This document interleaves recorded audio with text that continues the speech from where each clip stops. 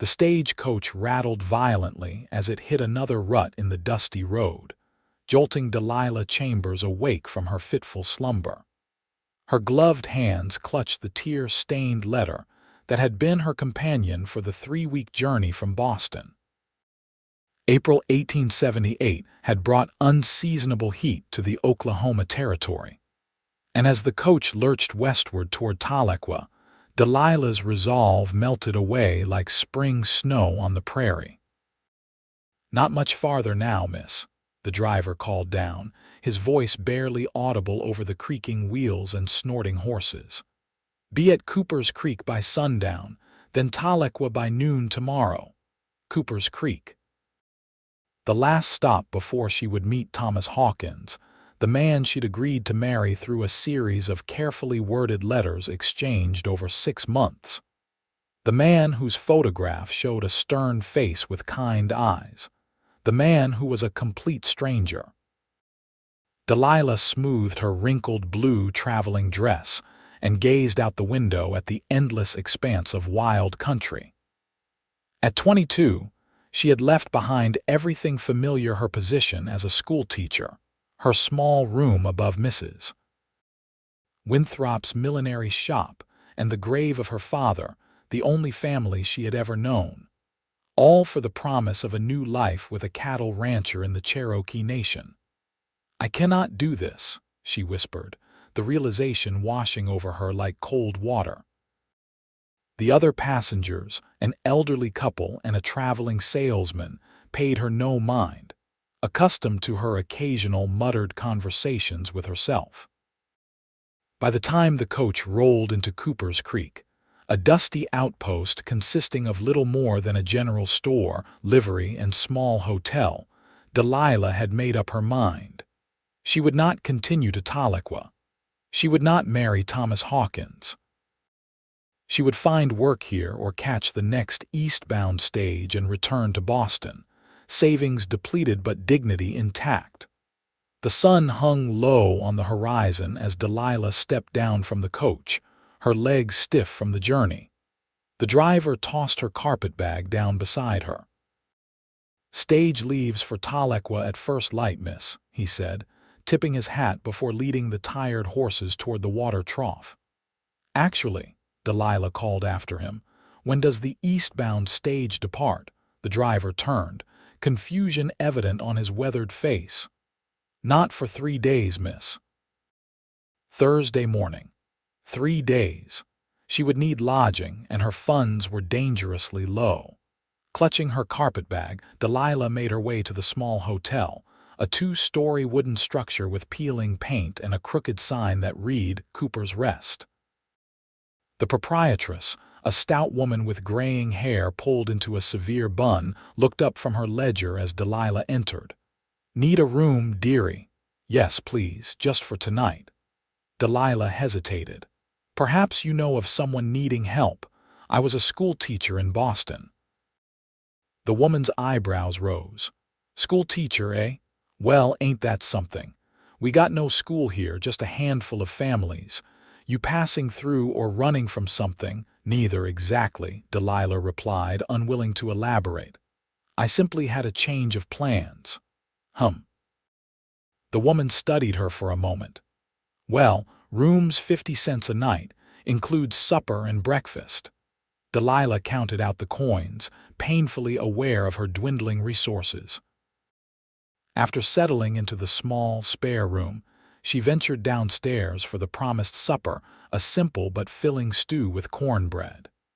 She ate alone at a corner table, avoiding conversation with the few other patrons, all men who cast curious glances her way. She was midway through her meal when the hotel door swung open with enough force to rattle the windows. A tall man in dust-covered clothes strode in, his spurs jingling with each step. He removed his hat, revealing dark hair in need of a trim, and scanned the room with intense blue eyes that settled on Delilah with unsettling recognition. "Miss Chambers?" he asked, approaching her table. Delilah nearly choked on her stew. I beg your pardon, but have we met?" The man pulled out the chair across from her and sat without invitation. "No, madam, we haven't, but I've been expecting you in Tahlequah tomorrow." He extended a calloused hand. "Thomas Hawkins, you're intended." The room seemed to tilt sideways as Delilah stared at the man before her. He was younger than she'd expected, perhaps 28 or 30, and handsome in a rugged way that his photograph hadn't captured. But that changed nothing. She had made her decision. "Mr. Hawkins," she managed, ignoring his outstretched hand, "this is unexpected." "How did you know I was here?" He withdrew his hand, his expression unreadable. "Telegraph from Fort Gibson mentioned a Boston schoolteacher on today's coach. Wasn't hard to figure. Why are you stopping in Cooper's Creek instead of continuing to Tahlequah?" The directness of his question left no room for prevarication. Delilah straightened her spine, determined to be equally forthright. "Mr. Hawkins, I must inform you that I have reconsidered our arrangement. I plan to return east as soon as possible." Thomas Hawkins didn't react immediately. He studied her face as if memorizing its features, then signaled to the proprietress. "Coffee, please, Mrs. Cooper." Turning back to Delilah, he asked, "May I inquire as to the reason?" "I believe I've made a mistake," Delilah said, finding her voice growing stronger. "The West is not what I expected, and I fear I'm unsuited to the life of a rancher's wife." "You haven't seen my ranch yet," he pointed out, a hint of amusement in his voice that irritated her. "That is precisely my point, Mr. Hawkins. I know nothing of you beyond our correspondence, nor you of me. It was foolish to think we could build a life together on such a foundation." Mrs. Cooper brought over a steaming cup of coffee, which Thomas accepted with a nod of thanks. "When does the eastbound stage depart?" he asked after taking a sip. "Thursday morning," Delilah replied, surprised by his apparent acceptance of her decision. "That's 3 days from now." He considered this information, then made an unexpected offer. "I'll take you back." Delilah blinked. "I beg your pardon, to Boston." "Or wherever you want to go." His blue eyes held hers steadily. "It's a 2-day ride to my ranch from here. You come with me, see the place, meet my neighbors. If you still want to leave after that, I'll personally escort you to whatever town you choose and put you on a train east. I'll even pay your fare." "Why would you do that?" Delilah asked, suspicion creeping into her voice. Thomas shrugged, an unexpectedly elegant gesture for such a rugged man. "Because I believe in keeping my word. I promised to provide for you, and I will, whether that means as a husband or simply as the man who ensures you get home safely." Delilah studied his face, searching for signs of deception and finding none. His offer was unexpected but not unwelcome. The prospect of 3 days alone in Cooper's Creek, followed by the long journey east, was daunting. "If I agree to visit your ranch," she said carefully, "I want your word that you will respect my decision, whatever it may be." "You have it," he replied without hesitation. "We leave at first light." He rose from the table, placing his hat back on his head. "Rest well, Miss Chambers. The trail to Tahlequah isn't as smooth as the main road." With that, he was gone, leaving Delilah to wonder if she had just made another mistake or found her way forward. Dawn broke clear and cold over Cooper's Creek. Delilah had slept poorly, her mind racing with doubts and questions. She dressed in her most practical traveling outfit, a brown skirt and white shirtwaist, with sturdy boots and a wide-brimmed bonnet to shield her face from the sun. Her few possessions fit easily into her carpet-bag. Thomas Hawkins was waiting when she descended the stairs, conversing quietly with Mrs. Cooper. He looked fresher than he had the previous evening, having apparently taken advantage of the hotel's bathing facilities. His clothes, while still work-worn, were clean, and he'd trimmed his beard.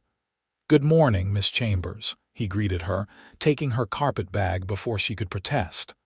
I trust you slept well. Well enough, thank you, Delilah lied politely. I've settled your bill, he informed her, leading the way outside where two horses waited, a sturdy roan and a smaller, dappled mare. This is Penny, he said, indicating the mare. She's gentle as a lamb and sure-footed on mountain trails. Delilah eyed the horse warily. I should inform you that my riding experience is limited to occasional outings in Boston Common. A smile tugged at the corner of Thomas's mouth. Penny will take care of you. But if you'd prefer, I have a buckboard at the livery. It would make the journey slower but perhaps more comfortable. The horse will be fine, Delilah decided, unwilling to further delay their journey and, by extension, her eventual return east. Thomas gave her a brief lesson on mounting and basic control of the horse, his instructions clear and patient. Once satisfied that she could manage, he swung effortlessly onto his own mount. We'll follow the river north for about 10 miles, then cut northeast toward Tahlequah, he explained as they set out. My ranch is about 15 miles beyond the town. The early morning air was crisp, the sky a brilliant blue that seemed to stretch forever.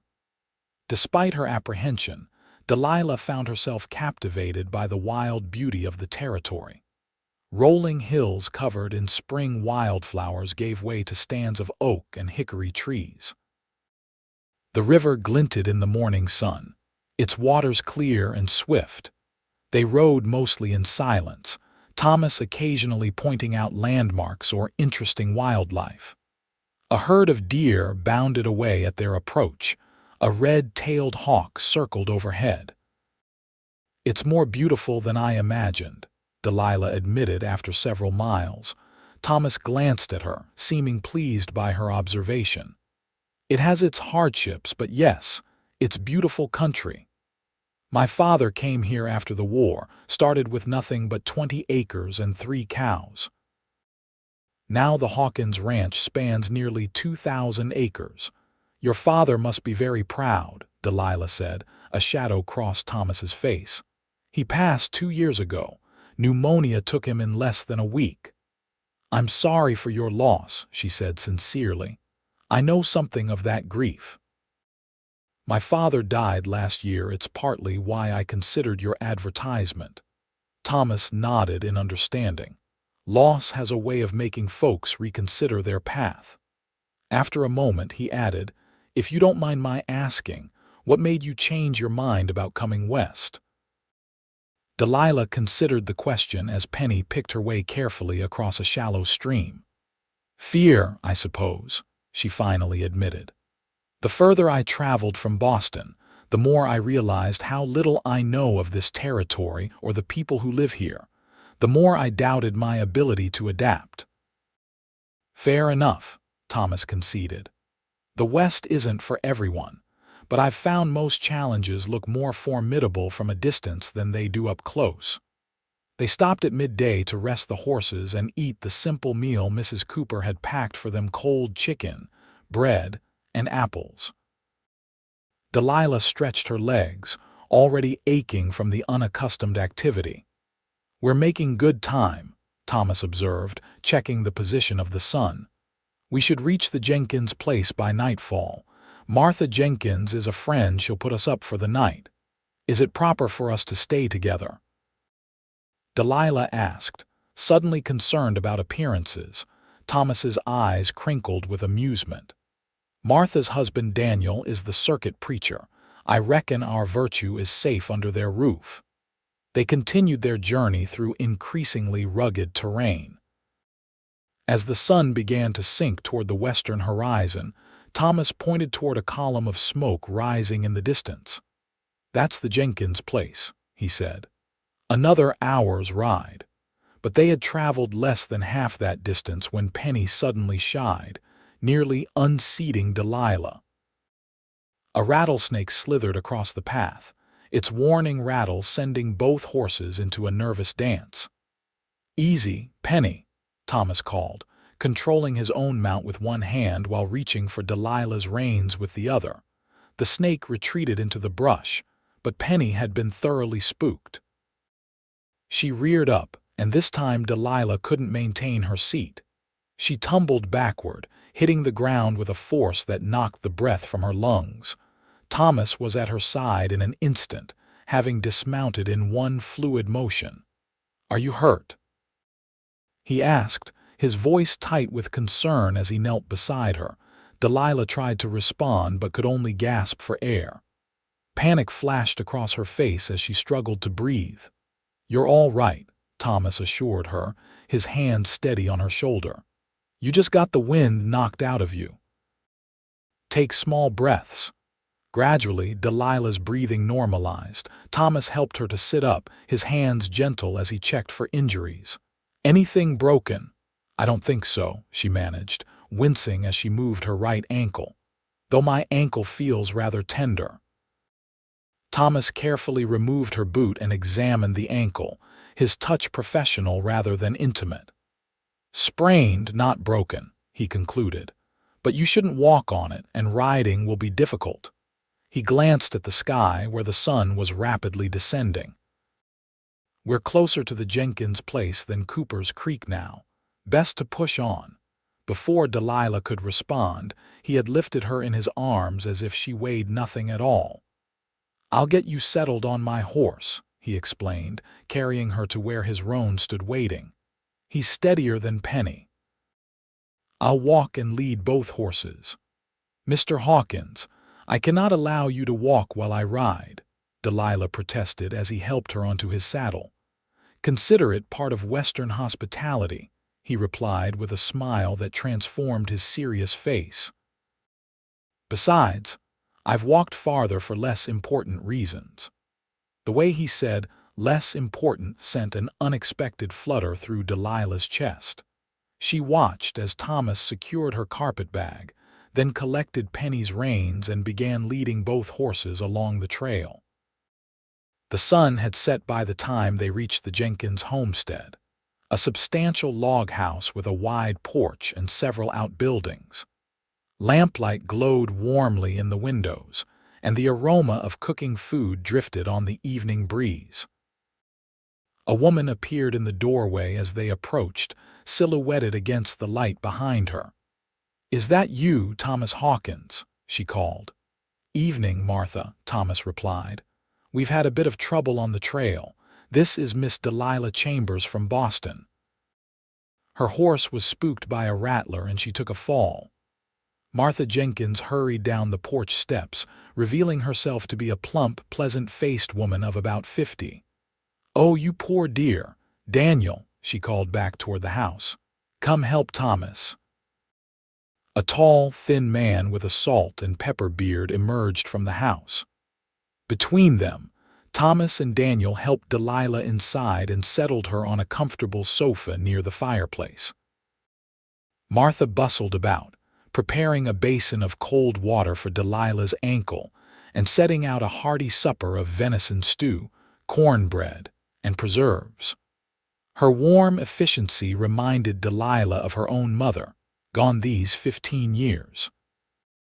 "So you're Thomas's mail-order bride," Martha said as she wrapped Delilah's ankle with practiced hands. "He's been smiling more since those letters of yours started arriving." "Actually," Delilah began, embarrassed. "Martha," Thomas interrupted gently. "Miss Chambers was considering returning east. I offered to show her my ranch before she makes her final decision." Martha's eyebrows rose, but she merely said, "Well, that seems sensible enough. The West isn't for everyone, though I came kicking and screaming myself 30 years ago and wouldn't leave now for all the tea in China." Daniel Jenkins nodded in agreement. "Sometimes the Lord leads us places we never intended to go." His kind eyes settled on Delilah. "The important thing is to listen carefully for his guidance." After supper, Martha showed Delilah to a small but comfortable bedroom, lending her a nightgown and helping her prepare for bed.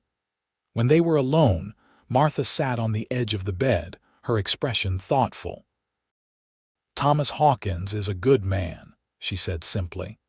Not one for pretty words, but his actions speak true. When the cholera came through 2 summers back, he rode day and night bringing medicine from Fort Gibson. When the Miller family lost their crop to hail, he shared his own stores without expectation of repayment. He seems very kind, Delilah acknowledged, unsure how to respond to this obvious attempt at matchmaking. Martha patted her hand. Just something to consider, dear. Life out here isn't easy, but having the right partner makes all the difference. After Martha left, Delilah lay awake for a long time, listening to the unfamiliar sounds of the prairie night and turning over the older woman's words in her mind. Morning brought reduced swelling in Delilah's ankle, but increased confusion in her heart. She joined the household for breakfast, moving carefully but finding the pain manageable. We should reach Tahlequah by early afternoon, Thomas informed her as they prepared to depart. Doctor Ross can take a proper look at your ankle there. I can manage, Delilah assured him, though the prospect of more hours on horseback was daunting. Thomas had other ideas. Daniel's lending us his buckboard. You'll be more comfortable and I can drive instead of leading the horses. Delilah was secretly relieved but felt compelled to object. I don't wish to impose further. No imposition, Daniel assured her. Thomas helped me build that buckboard last summer.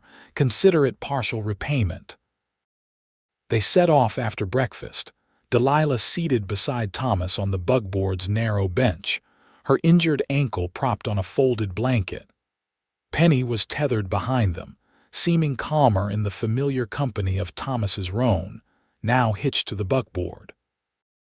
The terrain grew more varied as they traveled, with rocky outcroppings giving way to groves of ancient oak trees. In the distance, blue mountains rose against the horizon. Those are the foothills of the Ozarks, Thomas explained when he caught Delilah admiring the view. Cherokee called them the Endless Mountains. My ranch sits at their base. It's very different from Boston, Delilah observed. Everything here seems larger somehow. Thomas nodded in understanding. When I visited Philadelphia once as a boy, I felt like the buildings were pressing down on me. Couldn't wait to get back to open sky. You were born out here, Delilah asked, realizing how little she knew about this man she had nearly married sight unseen. No, Tennessee originally. Came west with my parents after the war. I was 12. Pa fought for the Union, which made things difficult back home afterward. The revelation surprised her. My father served in the Union Army as well, the 54th Massachusetts. Thomas glanced at her sharply. The colored regiment? Yes, Delilah confirmed, lifting her chin slightly. My father was white, but he believed strongly in the abolition cause. He served as a lieutenant under Colonel Shaw. Brave man, your father, Thomas said with genuine admiration. The 54th proved a lot of people wrong about colored troops. His response eased a tension Delilah hadn't realized she was carrying. In Boston, her father's service with the 54th had been viewed with everything from praise to outright hostility, depending on the company. As they approached Tahlequah, the landscape gave way to scattered homesteads and small farms. Thomas pointed out landmarks: the schoolhouse where children from outlying farms came for lessons, the trading post run by a Cherokee family, the small church where Daniel Jenkins preached twice a month. Tahlequah itself was larger than Delilah had expected, a proper town with several streets of wooden buildings, including a hotel, general store, livery, and various businesses. People moved about their daily tasks, many pausing to wave or call greetings to Thomas. Mr. Hawkins. Didn't expect to see you in town today, called a portly man emerging from the general store. Change of plans, Mr. Peterson, Thomas replied, bringing the buckboard to a halt. This is Miss Delilah Chambers from Boston. Miss Chambers, Edmund Peterson owns the general store and serves as our postmaster." "A pleasure, Miss Chambers," Peterson said, tipping his hat. "We've heard much about Thomas's Boston lady." Delilah managed a polite smile, uncomfortable with the implication that she and Thomas were already a couple. "Mr. Peterson, we're headed to Doc Ross's," Thomas explained. "Miss Chambers took a fall yesterday and injured her ankle. Nothing serious, I hope?" Peterson inquired with genuine concern. "Just a sprain, I believe," Delilah assured him. "Well, you're in good hands with Doc Ross," Peterson said, "and with Thomas, of course." He winked at Thomas before returning to his store doctor. Ross confirmed Martha Jenkins's assessment: a mild sprain that would heal well with rest and cold compresses. By the time they left his office, word of their arrival had spread throughout the small town, and curious glances followed them as Thomas helped Delilah back into the buckboard. "We can stay at the hotel if you prefer," he offered as they prepared to continue to his ranch. "It might be more comfortable for you." Delilah considered the offer, weighing her growing curiosity about Thomas's ranch against her discomfort at being the subject of town gossip. "I would prefer to continue as planned," she decided, "if it's not too much trouble." Thomas's smile was brief but genuine. "No trouble at all." They left Tahlequah behind, following a well-maintained road that wound through increasingly picturesque country. After about an hour, Thomas turned the buckboard onto a narrower track that curved around a stand of tall pines. "Almost home," he said, a note of pride in his voice. "Just over this rise." As they crested the hill, Delilah caught her breath. Below them stretched a verdant valley, bisected by a clear stream that glinted in the afternoon sun. Nestled against the base of the foothills was a substantial ranch house of weathered timber, surrounded by several outbuildings. Beyond, cattle grazed on lush spring grass, and a small orchard bloomed with white and pink blossoms. "It's beautiful," Delilah said softly, genuinely impressed. "It's home," Thomas replied simply. He flicked the reins and the horses began the descent into the valley. As they approached the ranch, a figure emerged from one of the outbuildings, a tall, lean man who waved enthusiastically when he spotted them. "That's Lee Patterson, my foreman," Thomas explained. "Been with me since Pa died." Illy jogged toward them as Thomas brought the buckboard to a halt in the yard. "Didn't expect you back so soon, boss," he called, then stopped short when he noticed Delilah. "Oh, is this Miss Delilah Chambers from Boston?" Thomas confirmed.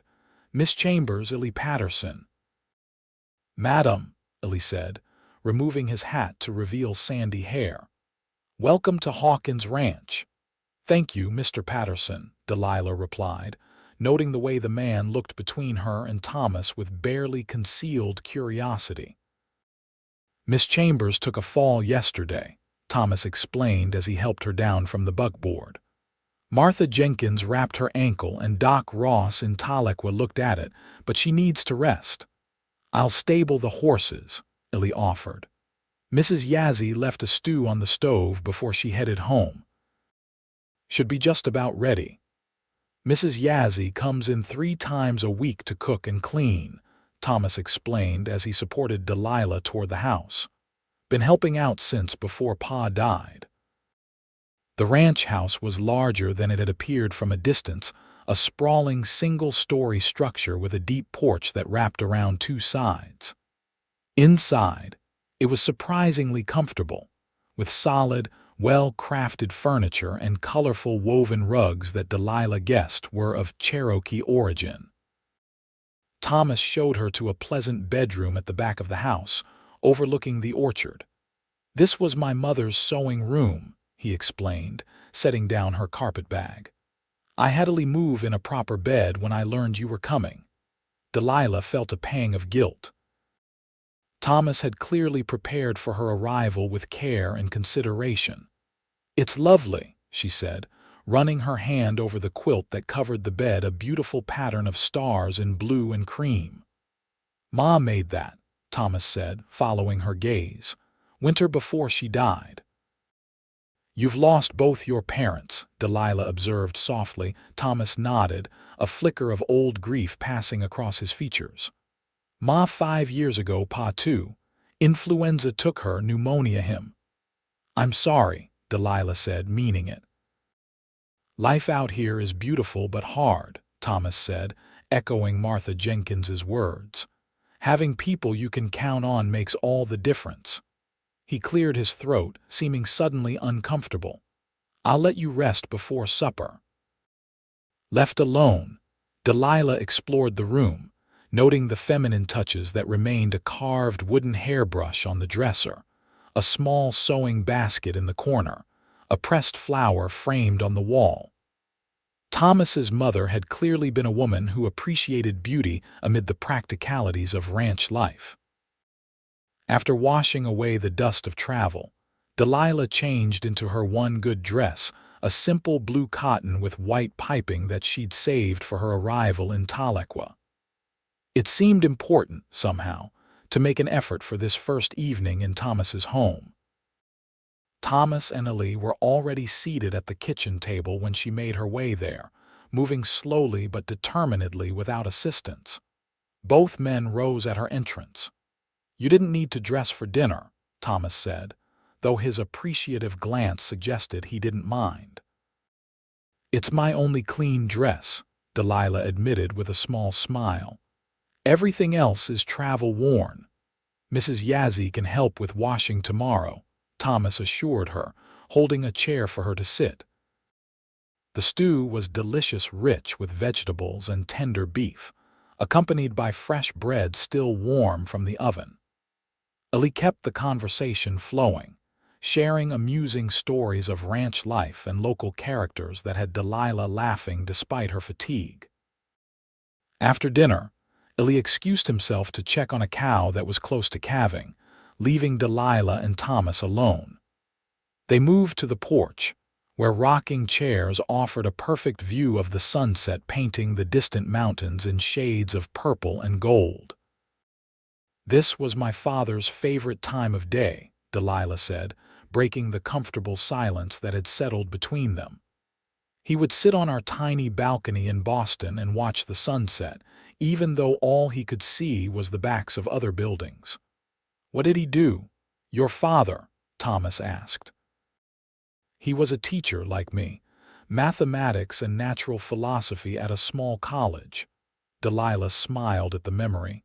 "He taught me to love learning, to question everything." "Is that why you became a teacher?" "Partly. And partly because there are few respectable options for a woman without fortune or family connections." She glanced at him. "Why did you place an advertisement for a bride?" Thomas considered the question, rocking slowly. "Practical reasons at first. A ranch needs a woman's touch. Children need a mother." He paused.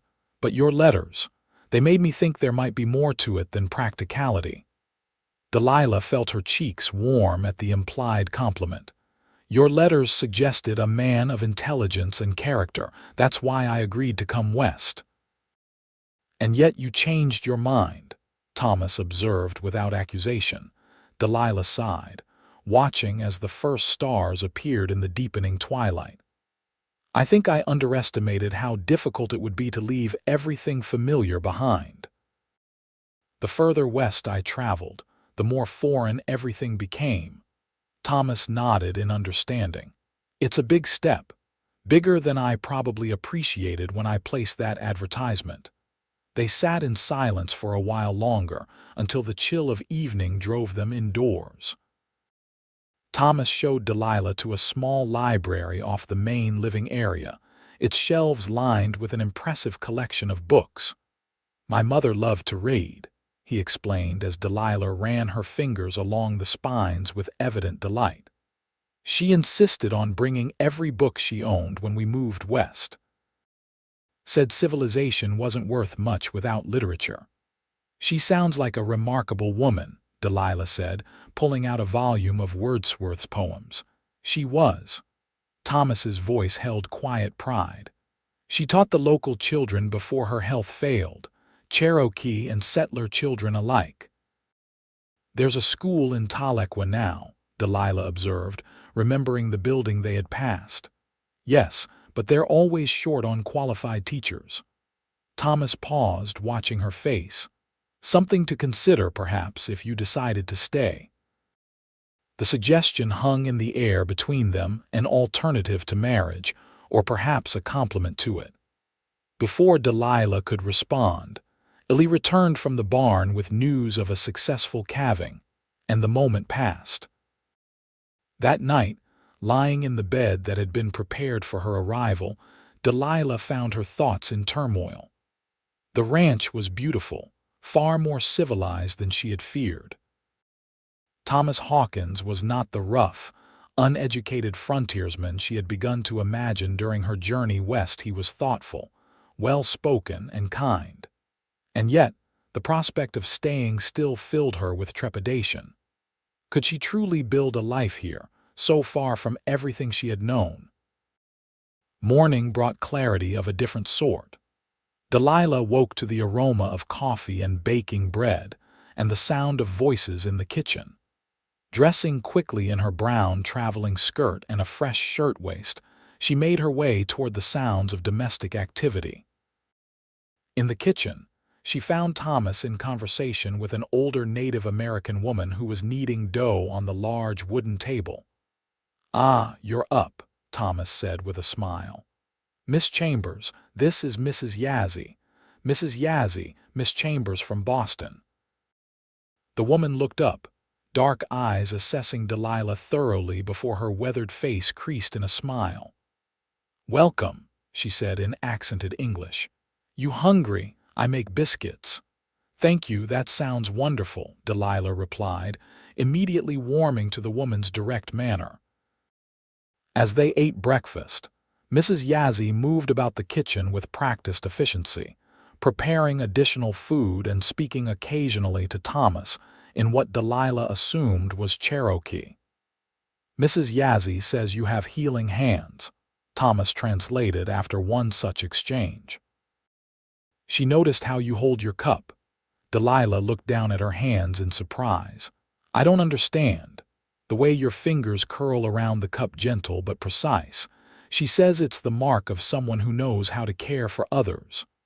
Thomas seemed slightly embarrassed by the explanation. "Her grandmother was a healer. Please tell her I'm honored by the comparison, though I have no such skills," Delilah said. When Thomas translated, Mrs. Yazzie shook her head and replied in Cherokee. "She says all women have healing in their hands. Some just haven't discovered it yet," Thomas explained. After breakfast, Thomas offered to show Delilah around the ranch. Her ankle was less painful, though still tender, so he brought a horse for himself and the buckboard for her.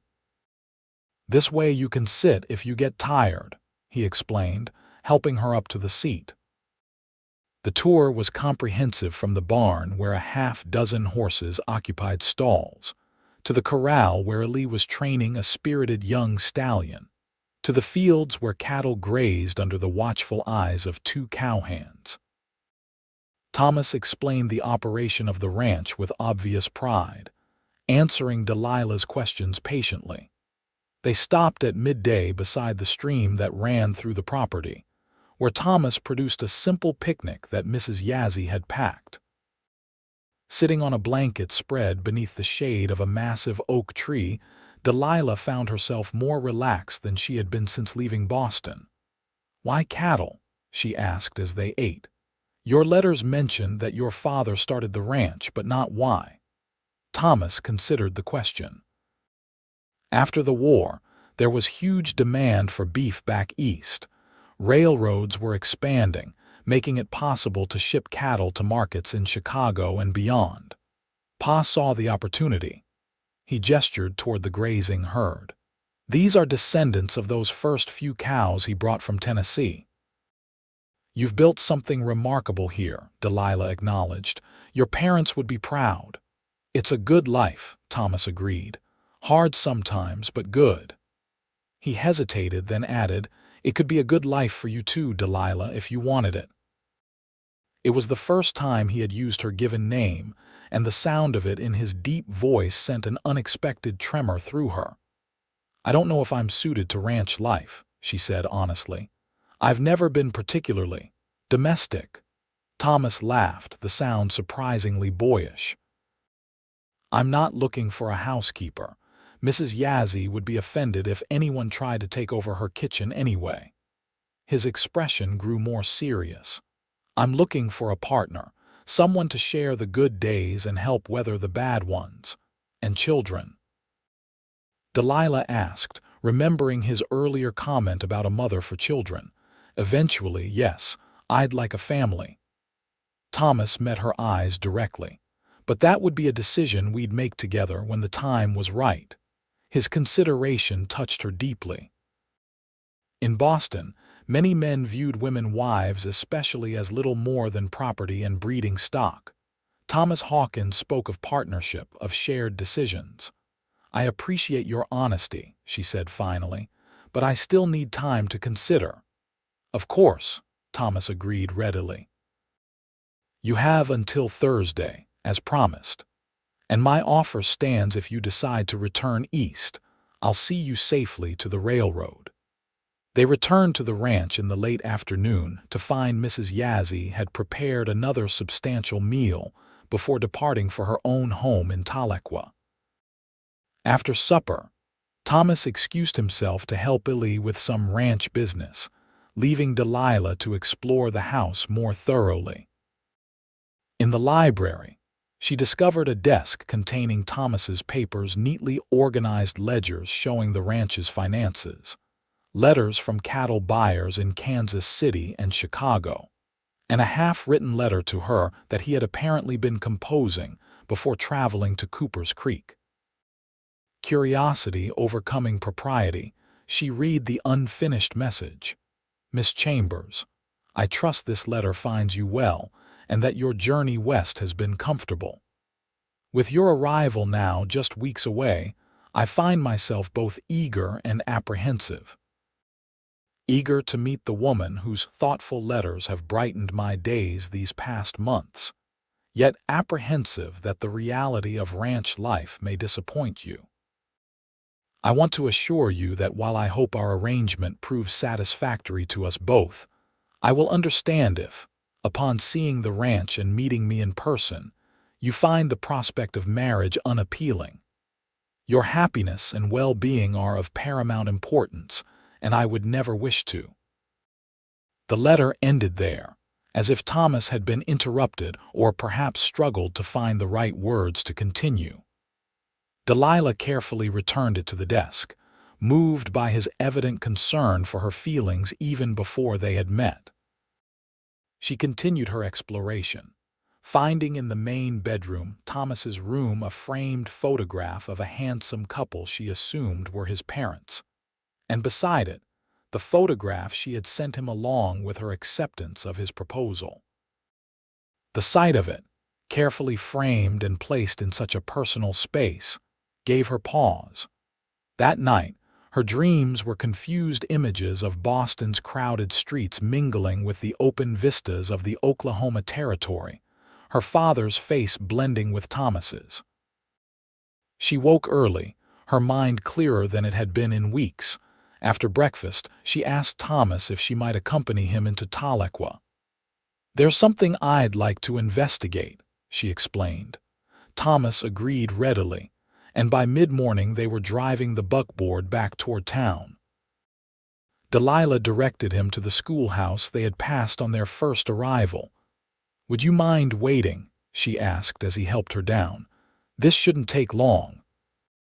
Inside, she found a harried-looking young woman attempting to teach reading to children of various ages, from about 6 to 14 years old.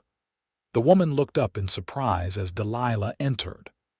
"May I help you?" she asked, adjusting her wire-rimmed spectacles. "I hope I might help you, actually," Delilah replied. "I'm Delilah Chambers. I was a teacher in Boston for 4 years." Relief flooded the young woman's face. Rebecca Turner, she said, extending her hand. Are you available to teach? Possibly, Delilah said. I'm still considering my options. Could you tell me about the school? For the next half hour, Rebecca explained the challenges and rewards of teaching in Tahlequah, the mixed group of students from settler and Cherokee families, the limited resources, the difficulty of finding qualified teachers willing to remain in the territory. The town council authorized funds for a second teacher, Rebecca explained, but no one suitable has applied. Most young women who come west are looking for husbands, not teaching positions. And if someone were interested in both, Delilah asked cautiously. Rebecca smiled knowingly. You're Thomas Hawkins's mail-order bride, aren't you? The whole town's talking about your arrival. She leaned closer. Teaching and marriage aren't incompatible here like they are back east. Several of the Cherokee women who help with the younger children are married. The council cares more about qualifications than marital status. Delilah thanked her for the information and promised to be in touch within a few days, one way or another. Thomas was waiting patiently outside, conversing with a man Delilah recognized as Daniel Jenkins, the preacher from Cooper's Creek. Miss Chambers, Daniel greeted her warmly. How fortunate to find you and Thomas in town today. Martha sent me with a basket of her preserves for you, a welcome gift. She would have delivered them herself, but she's helping with the Watson baby. That's very kind, Delilah said, touched by the gesture. Please thank her for me. Will do. Daniel turned to Thomas. Sunday service is at 11 as usual. Martha and I would be pleased to see both of you there. After Daniel departed, Thomas glanced curiously at the schoolhouse. Find what you were looking for. Information, yes, Delilah confirmed. They're in need of a second teacher. Thomas nodded thoughtfully but didn't press for details. I need to stop at the general store before we head back, he said instead. Peterson ordered some special coffee beans for me, supposedly they're from Brazil. At the store, Delilah browsed while Thomas conducted his business with Mr. Peterson. The shelves held an eclectic mix of practical necessities and small luxuries, calico fabric alongside imported tea, work boots beside delicate hairpins. Your Boston lady seems to be settling in well, Delilah overheard Peterson say to Thomas in what the man probably thought was a discreet tone. Miss Chambers is still considering whether to stay, Thomas replied evenly. It's a big decision. Well, she'd be a fool to leave, Peterson declared. Half the unmarried men in the territory would jump at the chance you're offering. Thomas's response was too quiet for Delilah to hear, but something in his expression made Peterson change the subject quickly. On the drive back to the ranch, they were mostly silent, each lost in their own thoughts. The day had turned warm, with a gentle breeze that carried the scent of wildflowers and sun-warmed grass. I visited the school because I wanted to know if there might be a place for me here beyond marriage, Delilah finally explained as they approached the ranch. A way to use my education and experience. Thomas nodded, keeping his eyes on the road. And was there? Yes, Delilah admitted. They need a second teacher quite desperately. So you're considering staying, Thomas said, a note of cautious hope in his voice. I'm considering it, Delilah confirmed. But I have questions. Ask them, Thomas invited, bringing the buckboard to a halt in the shade of a large tree, still some distance from the ranch house. Delilah turned to face him directly. If I stayed and taught school, would you still want to marry me? Knowing I would be dividing my attention between the ranch and the classroom, Thomas didn't hesitate. Yes. Why? Delilah pressed. You could find a woman whose sole focus would be the ranch who might be more traditionally minded. Thomas seemed to weigh his words carefully before responding.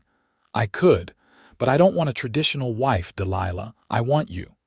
The simple declaration hung in the air between them, profound in its directness.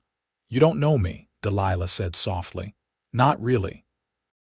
"I know enough," Thomas replied. "I know you're intelligent and compassionate.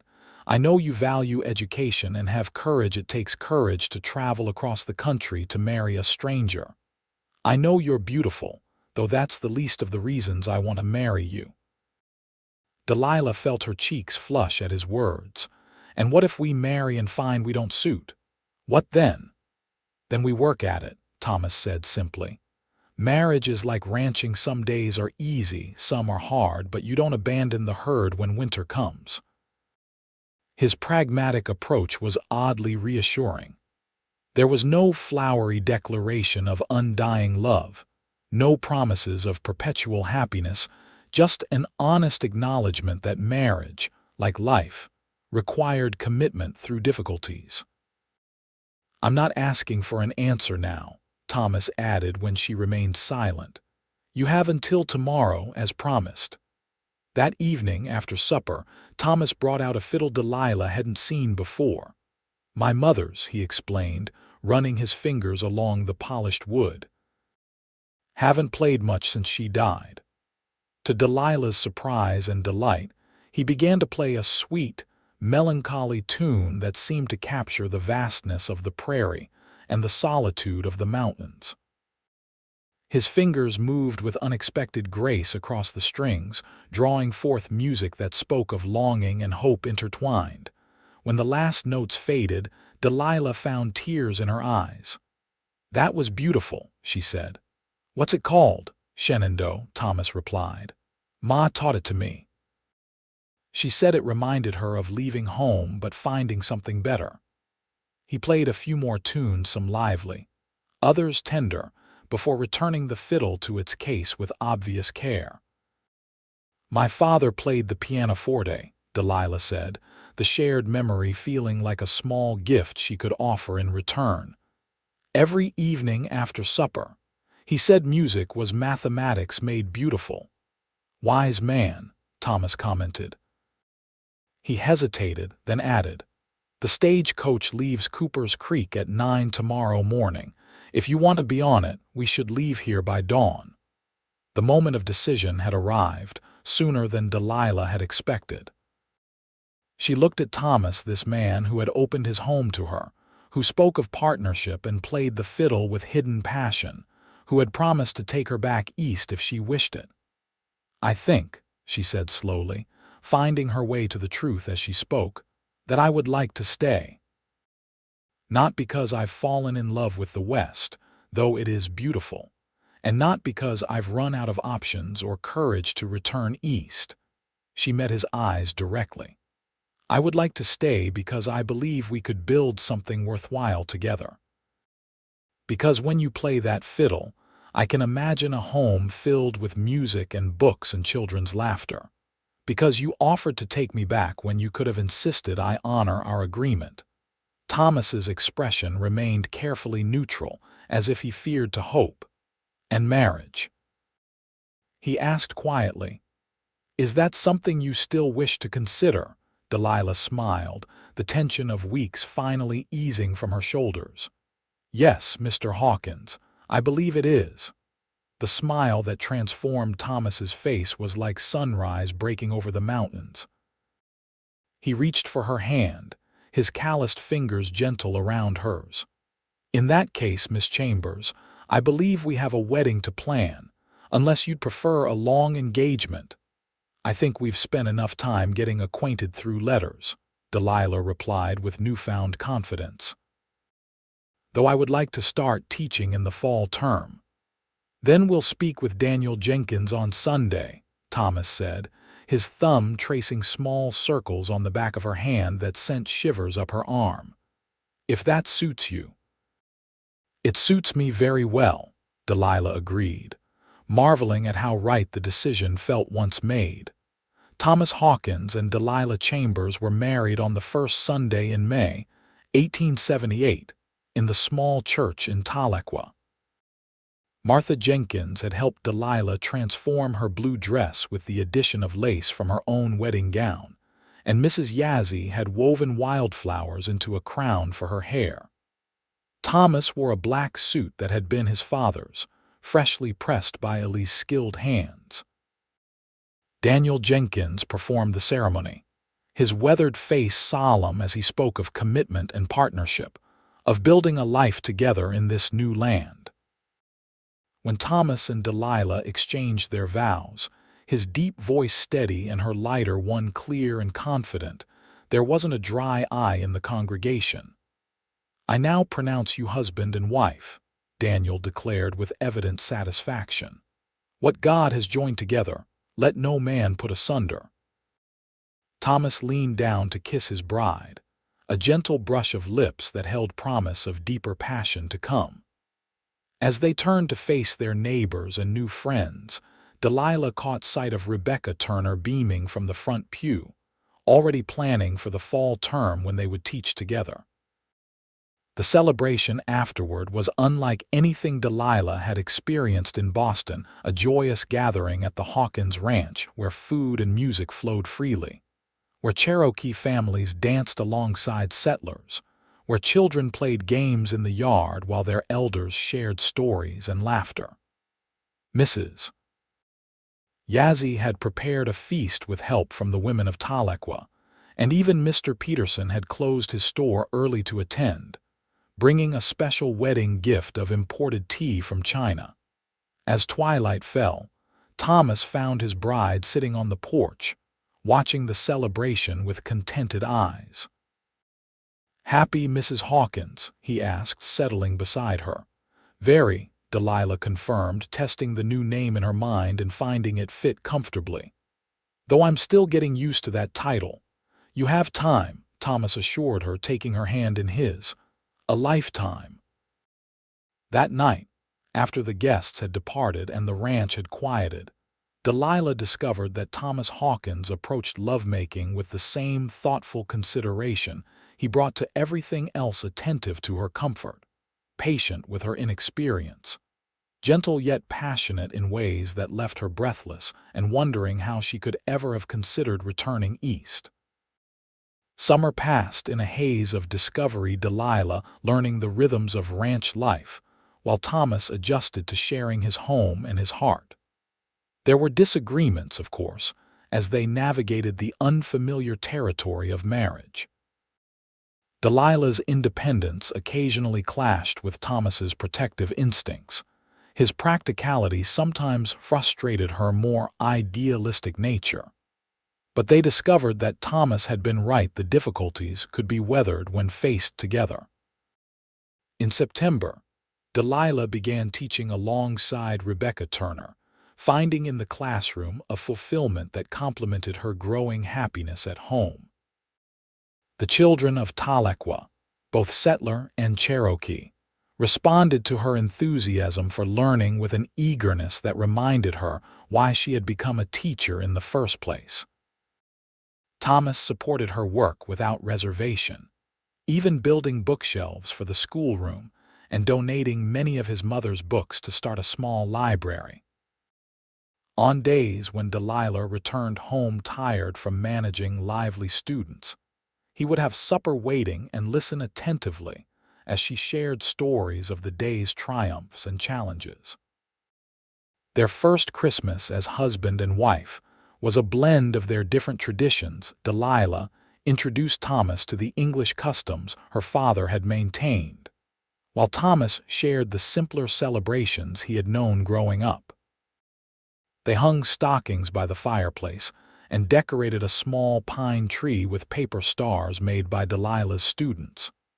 Mrs. Yazzie brought traditional Cherokee dishes, and Martha Jenkins contributed her famous mince pies. Thomas's gift to Delilah was a pianoforte, ordered months in advance from St.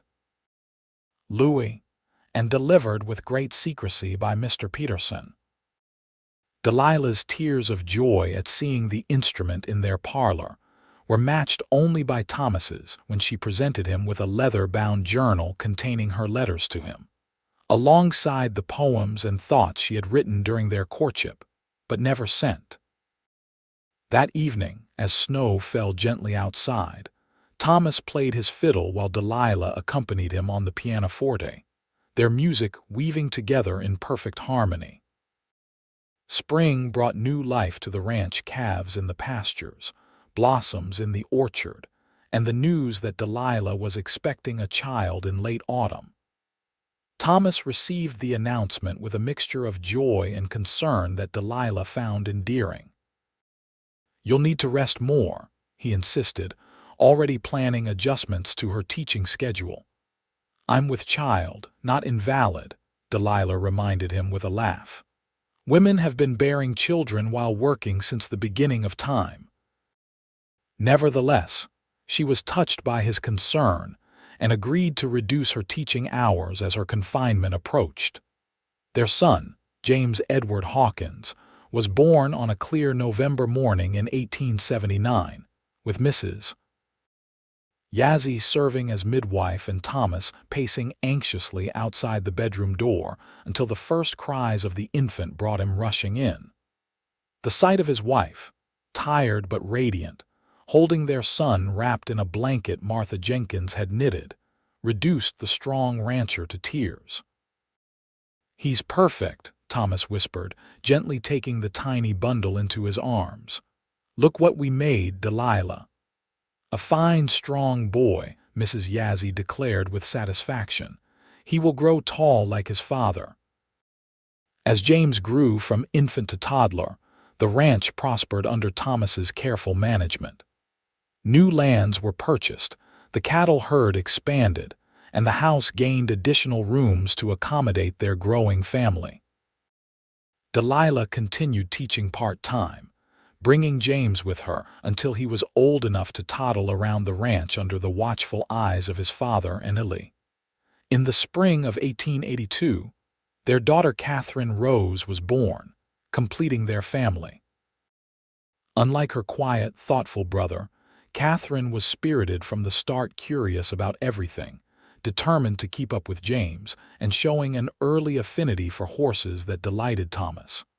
Life settled into a pattern of seasons: spring calving, summer haying, fall roundup, winter planning. There were challenges, of course, drought years when the crops struggled and the cattle grew thin.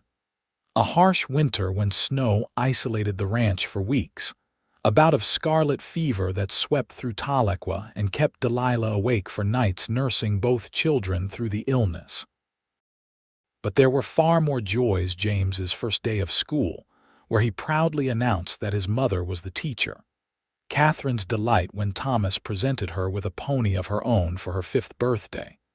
Evenings spent reading aloud from favorite books while wind howled outside their snug home. Christmas mornings with stockings and carols and Mrs. Yazzie's special cinnamon bread. On their 10th wedding anniversary, Thomas took Delilah on a special outing, a picnic beside the stream where they had shared their first lunch at the ranch. The children were left in Martha Jenkins's capable hands for the day. "You ever regret it?" Thomas asked as they sat side by side, watching the clear water flow over smooth stones. "Staying, I mean." Delilah considered the question, knowing he deserved an honest answer. "I've questioned it at times," she admitted. "During that first winter when I was so homesick I could barely breathe. During the drought when everything seemed so hopeless. When I received news that my father's oldest friend had died and I couldn't attend the funeral." She turned to face him, taking his weathered hands in hers. "But regret it?